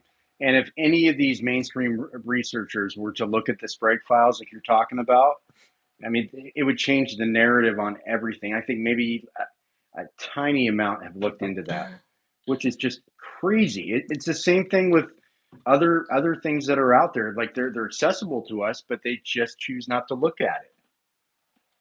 Yeah, and they definitely don't want to talk to me about it. But I'm kind of a dick, so I kind of understand. Yeah, I mean, I'm friends with a lot of the guys that whatever it is what it is. But I at the end of the day, my stance with you is like, you're a friend of mine. I respect you, and I don't give a damn what they think. So, I mean, if you're okay, here's the way I look at it. If you're in the community, you should respect everybody's opinion. Okay, everybody's opinion and where they're coming from. You shouldn't have an ego. Because I mean, the research community should never have an ego. Right. But unfortunately, most of these guys have an ego, and they are so butthurt if you challenge the narrative on what they believe. The LBGA camps, the Greer shot Kennedy camps, James Files camps, the Mafia camps, you name it, all the camps that are there. They get so butthurt about things. And then, somebody like yourself who basically eats and breathes this whole thing, and that can debate them. And then like they don't have an answer for it. They're like, oh, I'm blocking you. Right. They all block me. All of them. It's like, Yeah. it's truly like, it's unbelievable. Like, it's just a psychological study should be done on it. It's really fucking wild. Well, have you noticed that also the community? I mean, I love Robert Groden. So that guy, I've met him before. He's a great guy. But other than like Robert Groden and Mark Lane, who passed away, God bless him. Have you noticed that most of it's a really small community, but the people are just really, dude. I feel like they're just really super emotional about things. I don't understand what the hell they talk about like all the time. Like, aren't you tired of talking about the same old nonsense all the time? Yeah, All the time. yeah. I need proof and document files. If I hear about the fucking Parkland doctors one more time, I'm gonna fucking shoot myself. I swear to God. The Parkland doctors. What is that going to prove? What will the Parkland doctors? Well, it'll prove that there was a conspiracy. There you go. We already know that. Thanks for nothing. We already knew that, but Dr. Curtis, and that's the thing, it's that Dr. Curtis went up there. He's just like, hey man, there was like this baseball-sized hole in the back of his head. Right. Okay, and they don't listen. They don't care. It's like, nobody cared. It was nowhere. I was just like, what is going on? So I mean, and then everybody like doubles down on it. Oh, the Parkland doctors. Here we go, dude. You had Dr. Curtis, one of the last living Parkland doctors, up there, said, dude, this happened. Bada bing, bada boom. Should have been front page news. But yeah, we want to double back down and keep talking about it over and over and over. So it's just that blows my mind. So what blows my mind is like I've sent Jefferson Morley. We had he responded to me. We had a brief conversation one night on X through messages, and I sent him my book and I sent him all the David Ferry stuff. And crickets. Go here, steal it from me. Steal my work and go put it out as your own. I won't even be pissed. Just go tell the world, please. Nothing. Crickets. Fucking unbelievable. Yeah. These people, I'm telling you, these guys work for the CIA, and this is some fucking COINTELPRO roundabout shit. I'm telling you, they just swirl the pot, and they keep it swirled. and that's all they fucking do. Well, and that was part of the element in the beginning when they planned this. They planned residual outcomes like this specifically, and whether it started with Arlen Specter, or some Bugliosi, and then you have the ones that are counter to those. Some of those, the Gary Shaws of the world. I have respect for Gary Shaw, but I'm not going to put Mr. Groden and I'm not going to put Mr. Shaw or Lane in that, because I believe Mr. Lane had the balls to go out there and actually interview the witnesses at the time when they were still alive. Crucial And, stuff. Like we wouldn't know about Akela Clemens if it wasn't for him. She's crucial. I mean, She's crucial. Yeah, 100% crucial. Mr. Groden with the Zapruder tape. Those guys, you gotta kind of put some respect on their name. But a lot of the other guys that are out there, I feel like Groden was genuine. I feel like he wanted to know. He didn't strike me as, his behavior patterns didn't strike me as somebody who was intentionally obfuscating. Definitely not. One thing I Definitely get is not. I feel like a lot of these guys get like information paralysis. The conflicting levels of information cause them to like, I don't know I don't know what's going on, right? And I think that fucks a lot of people up. Like, or that they need to sell books, or they need to get money from the interviews that they go into, and they just want to keep it that, and that's a steady income. Yes. I've already come to the grips with the fact that my books will sell like crazy after I die. I'm sure I'm 100%, but and that's one of the reasons why I'm so thrilled to be just associated with you, because you're the first. I've talked to hundreds and hundreds and hundreds of researchers, but you're the first one that I mean, I'm not trying to butter you up. I'm just trying to let you know, man. Like you're the first one that has been able to really just, this happened, this happened, this happened. I got this to prove it, this to prove it, to back it up. There's no fluff, no bullshit about it. So it's awesome, man. So kudos to you. But anyways, his book, Cory's book, and we're gonna have Charles join us right now, because I know Charles has some questions. Charles, go ahead and unmute your microphone. I want you to jump and dial in here. But anyways, Cory's book is called In Black and White, Volume 1. It's out everywhere on Amazon, and I mean the book is fantastic. So just want to plug that for Cory. And if you guys don't know Cory's first book, or the book prior to this, rather, excuse me, it's called The Warning from History. I have it. It's an amazing book. I have his new book as well. So go out there, buy it on Amazon. And Mr. Charles Small, welcome to the show. How are you? Hey, good evening, Tim. And hi, good evening. Cory, good evening. Good evening. You ever feel that deep pull to the land, to know it, to build something that lasts, that itch for your own wild country? Well, it ain't just a daydream. In 2025, it matters more than ever. Whether you're a lifelong hunter or just starting out, dreaming of land to explore, to leave something real, or there is a trailhead where you can start. It's called land.com, the biggest online network for rural property. Find the right agent and explore everything from timber tracts to ranches. Get the tools you need to buy that dream generational property. Stop dreaming about it and head to land.com. It's your place to find your open space. Sonesta Travel Pass is the most rewarding way to travel. Sign up at sonesta.com for instant savings, bonus points, and perks like early check-in and late checkout, room upgrades, and free stays. Choose from 1,100 hotels across 13 brands and unlock their best rates when you book with Sonesta Travel Pass. Here today, roam tomorrow. Join now at sonesta.com. That's sonesta.com. Terms and conditions apply. So, I can't remember what questions I had for him, Tim. But no problem. Generally speaking, I want to say that, listening to him actually, of course, I haven't read your book yet. I've got a couple of books I got to read. I will put this on the list of things. But the words and the statements you're making and so forth, they actually only are, quite frankly, bolstering or supporting the information that I have. And of course, you remember the last time we spoke, mm-hmm. and you mentioned Lazar, and I'm like, I've been looking for Lazar. And to be honest with you, Toro is also something that I've been looking for as well. I just didn't know who Lazar was, where and why that name is even mentioned within the stories of James Bond. But yeah, I just, from the limited amount of information I've heard and gotten from you, that stuff is still actually placed into the stories of James Bond. So, And the El Toro stuff, I find the El Toro stuff is fascinating because you'll find a lot of the conflict in the El Toro stuff because you have El Toro, which is MCAS, which is Marine Control Air Station, and it's a big station. And then 5 or 6 miles away, you had MCAF, which was Marine Control Airfield, which was a helicopter base. And when you dig into that helicopter base was a CIA base that they were using for like in the 80s and stuff. They got busted smuggling cocaine and stuff in that base. And so you got to think it was always that way. If it was once that way, it was always that way, right? And so Oswald was there at MCAF, but you run into some conflicting testimony because Oswald will get to MCAS in actual El Toro. What was it? July of 1957, because from there he's there for about 2 or 3 weeks. Then he goes on break for a week or two in San Francisco, and then he comes back and he's sent to Atsugi, Japan.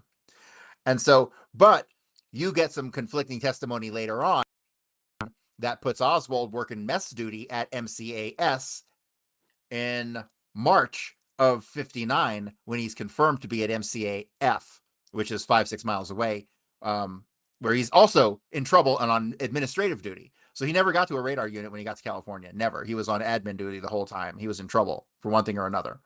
So, and I think that's kind of intentional also. okay, so you have you've got a twin, a duplicate, if you will. Correct. And you've got correct. And it's possibly a twin. If it's a twin, it's a fraternal twin born like right after or before, or one of the two. Yeah, so I'm picking at themes here from us. You've got that, and then you've got Toro. You've got working on radars, for example, and you've got, Air Force Base, basically, that's placed with airplanes. That's the beginning of, I'm trying to remember which movie it was. I can't remember. Anyhow, that's the theme where James Bond, takes under the cover of Toro. He's at this secret like Air Force type base, and there's another guy there who's also Toro, and that's how he captures him, and he's sabotaging the radar at the base. It's a bizarre. That's interesting. I'm gonna have to go back and watch all those James Bonds. I have a feeling there might be some Easter eggs in them. Yeah, I can tell you. These are like the remaining pieces that I haven't cracked, but I've cracked probably 3/4 to 90% of the James Bond stories, what the real stories are behind them.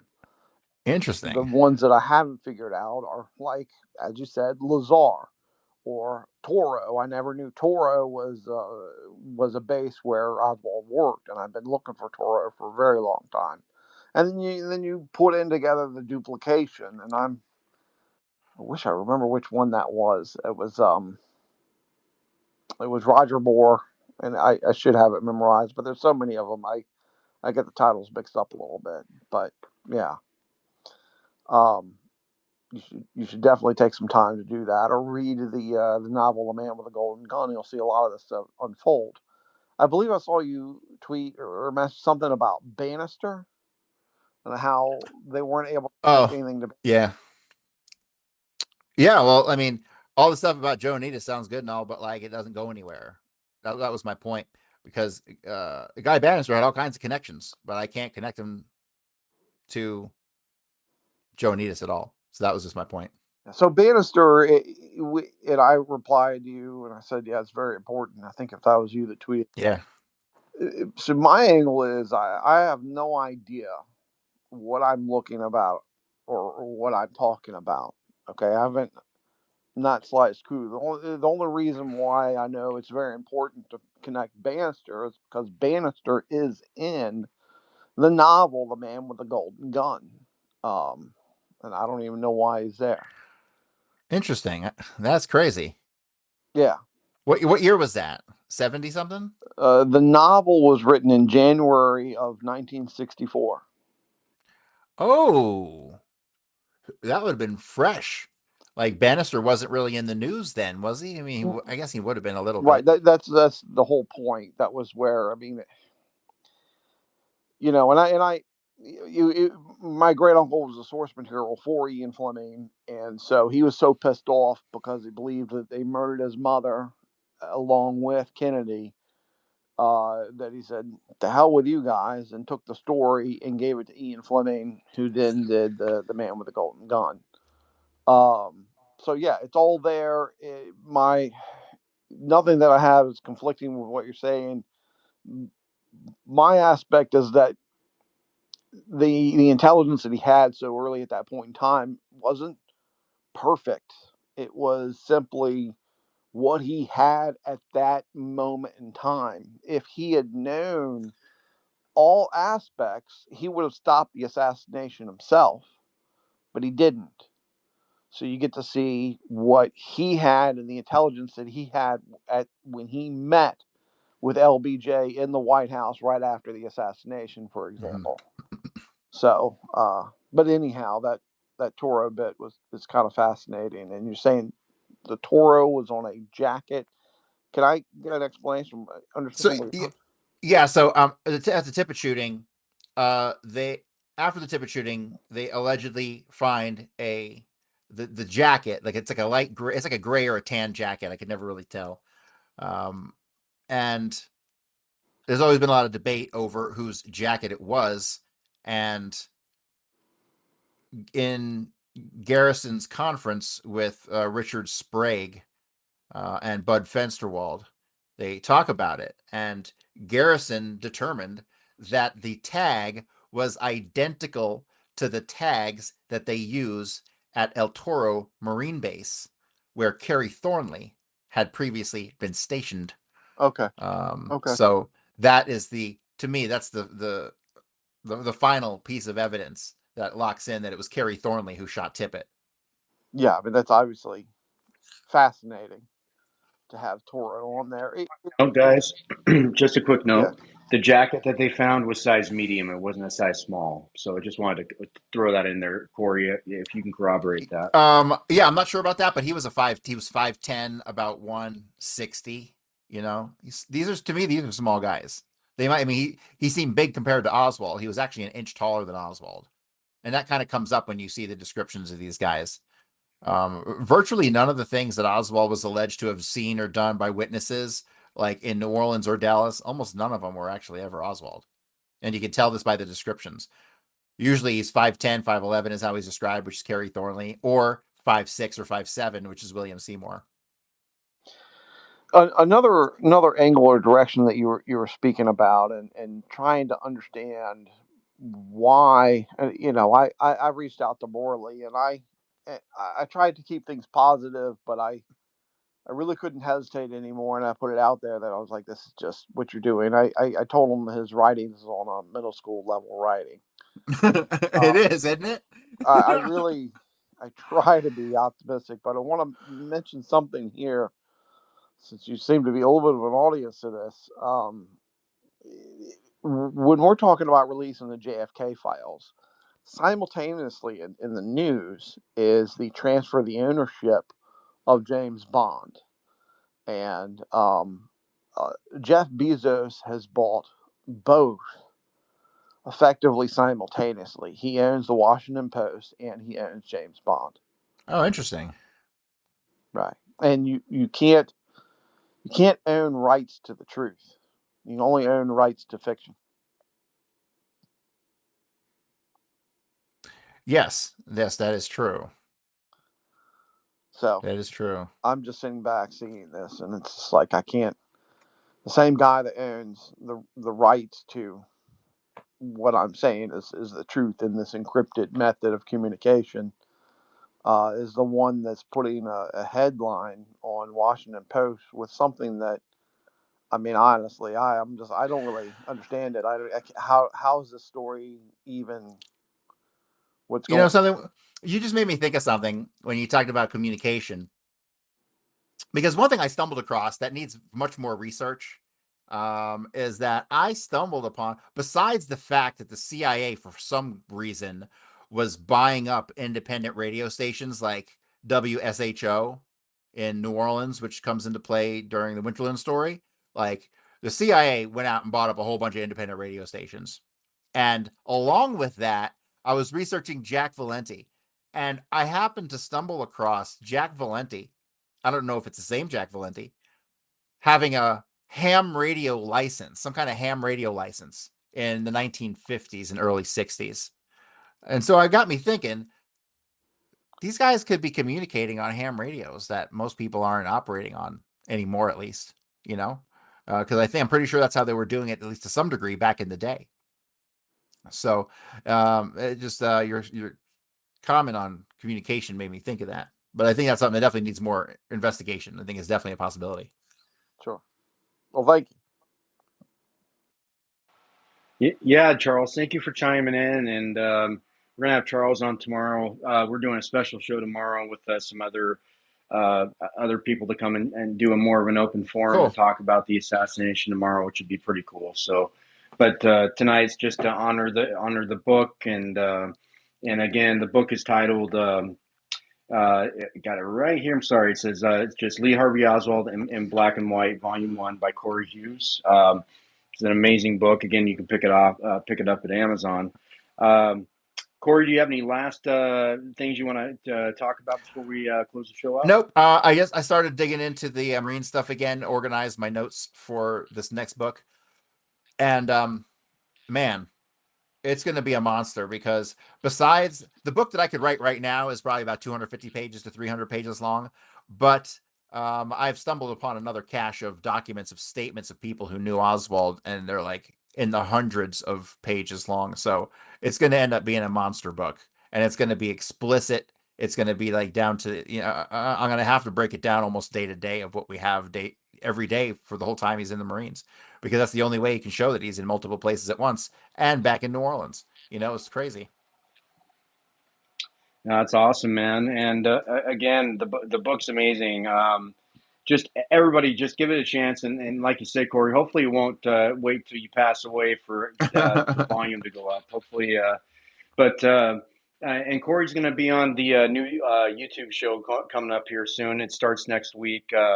Give you guys a title here by the end of the week, and off my new YouTube channel. So looking forward to having all you guys on there and just supporting us. And again, Cory, I want to thank you so much for joining us tonight and discussing your new book. And I look forward to talking to you next week. Cool, man. It'll be fun. Thanks.